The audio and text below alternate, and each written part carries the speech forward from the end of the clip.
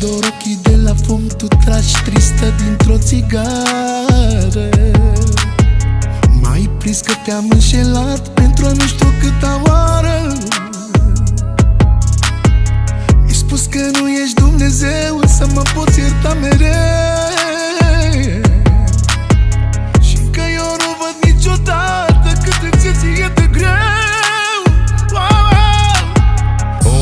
Am transformat totul în scrum, singur cu mâna mea. Te-am înșelat de atâtea ori și n-ai mai putut accepta. Acum doar fumul mă înconjoară de la ultima țigară.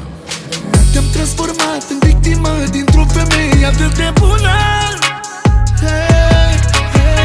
Oare ce-aș mai putea să fac să-ți aduc în suflet lumină? Te-am transformat în victimă dintr-o femeie atât de bună.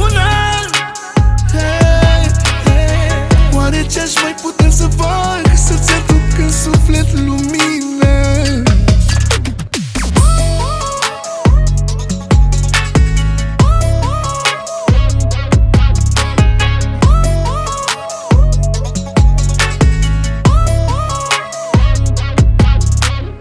Simțeam să te contrazic, dar nu mai avem putere. Dreptatea era la tine, că-ți făceam zilele grele. Nu mai aveai încredere, orice cuvânt eu ți-aș fi zis. Mi-ai spus că nu mai crezi în mine și că prea multe mi-ai permis.